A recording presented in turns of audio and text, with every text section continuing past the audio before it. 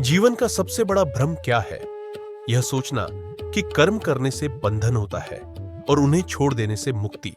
लेकिन भगवान कृष्ण गीता में कहते हैं, कोई भी क्षण भर भी बिना कर्म किए नहीं रह सकता।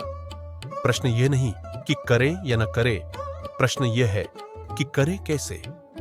श्रीमद् भगवद गीता का 3रा अध्याय कर्मयोग इसी का उत्तर है। यही वह मार्ग है जो हमें कर्म के बंधन से मुक्त करता है। यह सिद्धांत कैसे हमारे प्रतिदिन में काम करे, इसे समझने के लिए हम इस श्रृंखला में जुटाएंगे संतों की वाणी और उनके अनुभव। वे हमें सिखाएंगे कि ऑफिस, रसोई, खेत, हर जगह कर्मयोग कैसे करें, कैसे कर्म ही सच्ची पूजा बन जाए। तो आइए इस यात्रा पर चलते हैं। हर श्लोक को, हर विचार को सरल शब्दों में और संतों के अनुभव के आईने में देखेंगे। योग कर्मसु कौशलम, कर्मों में कुशलता ही योग है। आइए इस कला को सीखें। इस ज्ञान यज्ञ में आपका स्वागत है। संत कबीर ने कहा है, कबीरा खड़ा बाजार में लिए लुकाठी हाथ, जो घर फूके अपना चले हमारे साथ। यह वाणी हमें याद दिलाती है कि जीवन में केवल बाहरी कर्म ही नहीं, बल्कि भीतर की आसक्ति, मोह और अहंकार को भी जलाना पड़ता है। कर्म तभी शुद्ध बनते हैं जब वे स्वार्थ और फल की चिंता से रहित हो। यही भाव गीता के कर्मयोग अध्याय में और भी स्पष्ट रूप से मिलता है। अर्जुन उवाच ज्यायसि चेत कर्मणस्ते मता बुद्धिर जनार्दन तत्किं कर्मणि घोरे मान नियोजयसि केशव। इस श्लोक में अर्जुन श्री कृष्ण से प्रश्न कर रहे हैं, हे केशव, यदि आपको बुद्धि योग, ज्ञान मार्ग कर्म से श्रेष्ठ प्रतीत होता है, तो फिर आप मुझे इस भयंकर कर्म अर्थात युद्ध में क्यों प्रवृत्त कर रहे हैं? यहां अर्जुन का संशय स्वाभाविक है। वह सोचते हैं कि यदि ज्ञान श्रेष्ठ है तो फिर कर्म का क्या महत्व? अगर केवल ज्ञान से मुक्ति मिलती है तो युद्ध जैसे कर्म में क्यों उलझे? मनुष्य की स्थिति भी कुछ वैसी ही है जैसे अर्जुन की। हम सब जीवन में कई बार यही प्रश्न करते हैं, अगर आत्मा अमर है, सब माया है, तो फिर काम क्यों करें? अगर सब ईश्वर की इच्छा से होता है तो फिर प्रयत्न क्यों करें? यह द्वंद्व ही मनुष्य की वास्तविक परीक्षा है। संत कबीर इसी संदर्भ में कहते हैं, कहत कबीर सुनो भई साधो, कर्म बिना ना ही छुटकारा। कर्म से भागकर न तो संसार से मुक्ति है और न ही आत्मिक शांति।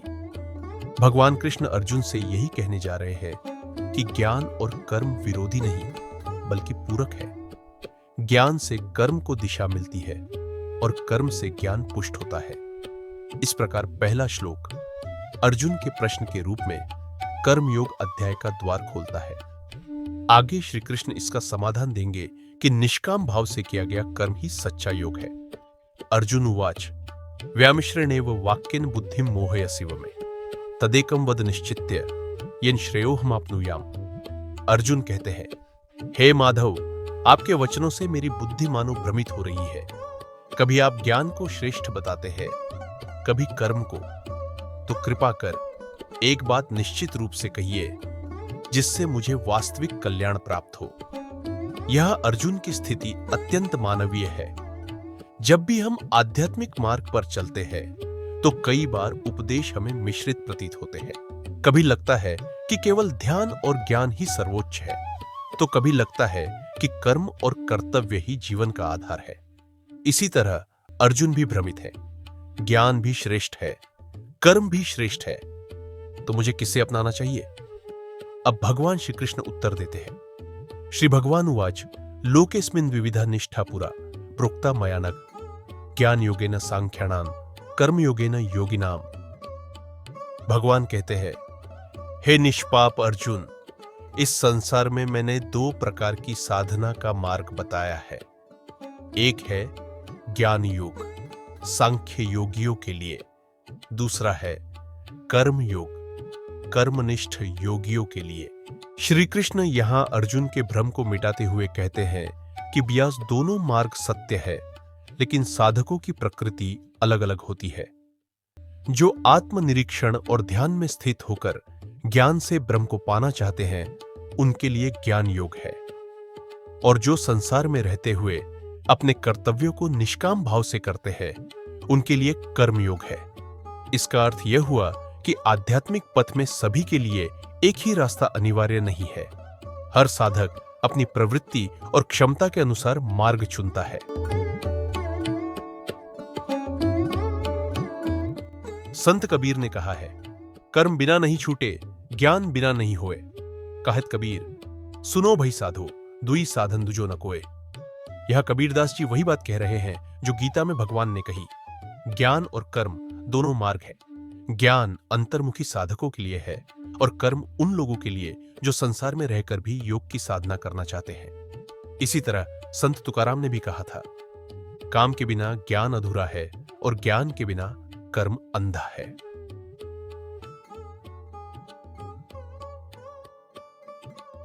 इस श्लोक में भगवान अर्जुन को समझा रहे हैं कि मार्ग अलग अलग दिखते हैं, परंतु लक्ष्य एक ही है, परमात्मा की प्राप्ति। ज्ञान योग और कर्म योग एक दूसरे के पूरक है।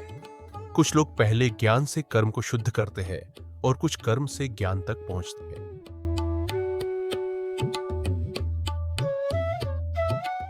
इस प्रकार तीसरे श्लोक से भगवान कृष्ण अर्जुन को यह समझाने लगते हैं कि भ्रमित मत हो, दोनों मार्ग दिव्य है, लेकिन तुम्हारे लिए कर्मयोग ही उपयुक्त है, क्योंकि तुम युद्ध क्षेत्र में हो।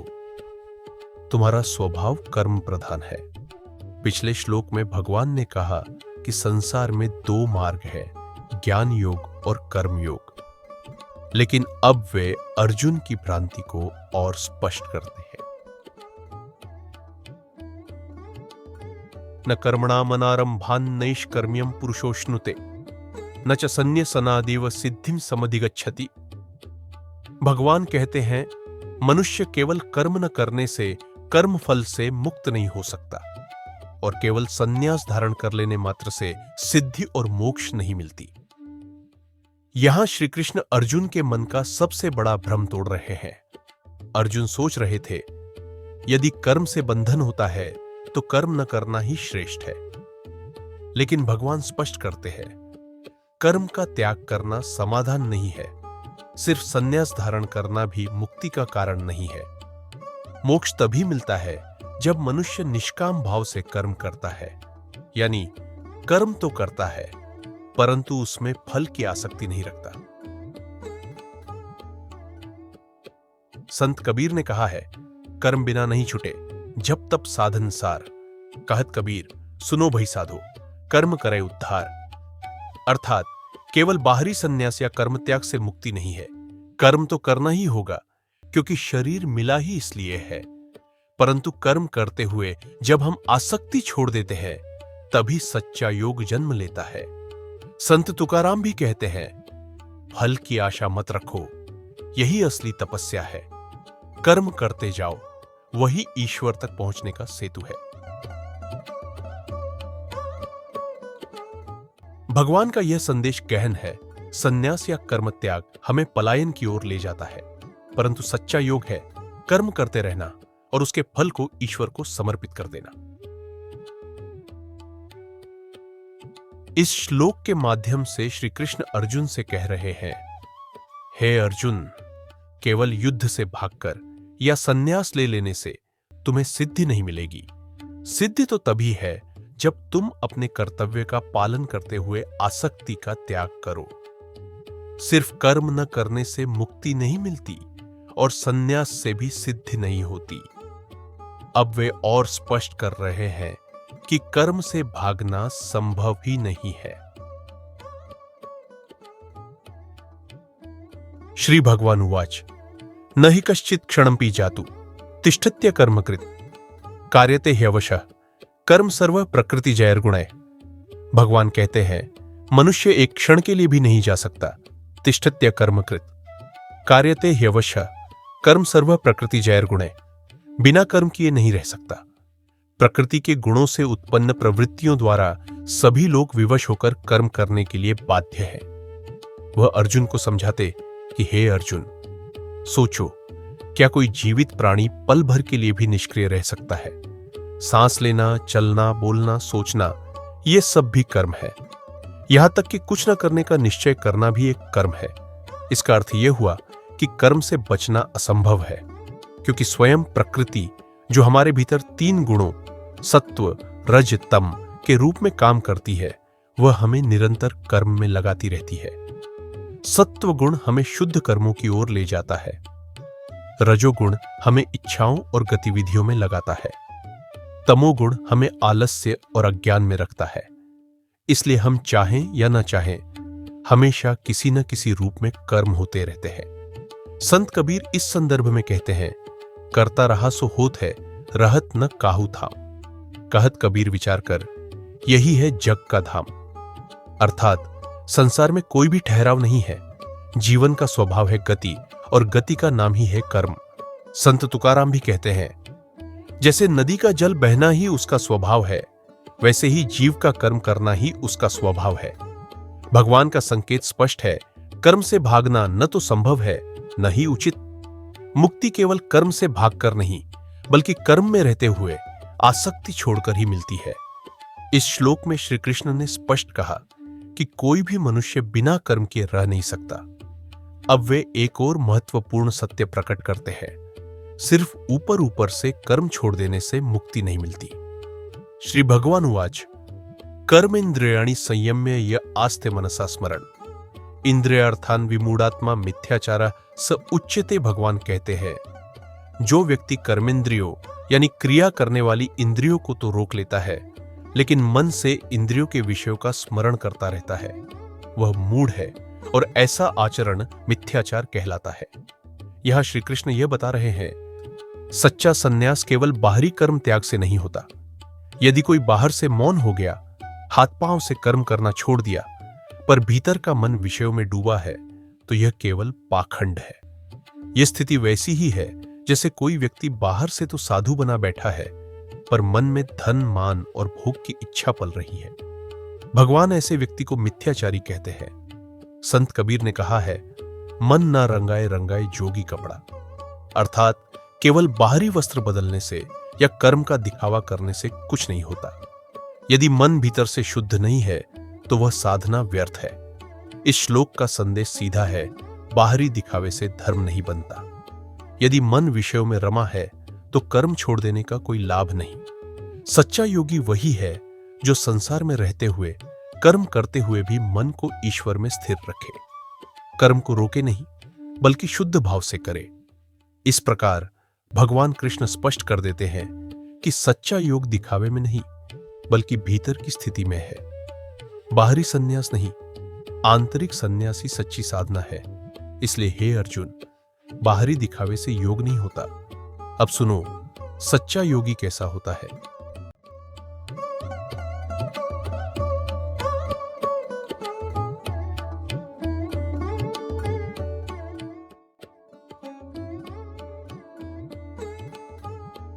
यस्त्विन्द्रियाणि मनसा नियम्यारभते अर्जुन कर्मेन्द्रियः कर्मयोगम सक्तः स विशिष्यते। जो पुरुष मन से इंद्रियों को वश में कर लेता है और कर्मेंद्रियों द्वारा आसक्ति रहित होकर कर्म करता है, हे अर्जुन, वही वास्तव में श्रेष्ठ योगी है। यह भगवान एक बड़ा भेद स्पष्ट करते हैं। केवल कर्म का त्याग करने वाला नहीं, बल्कि मन और इंद्रियों को संयमित करके कर्म करने वाला ही श्रेष्ठ है। इसका अर्थ है, वह संसार में रहकर भी कर्म करता है, परंतु उसके मन में स्वार्थ, लोभ या अहंकार की आसक्ति नहीं होती। उसका कर्म केवल कर्तव्य और ईश्वर अर्पण होता है। ऐसा कर्म ही कर्मयोग है।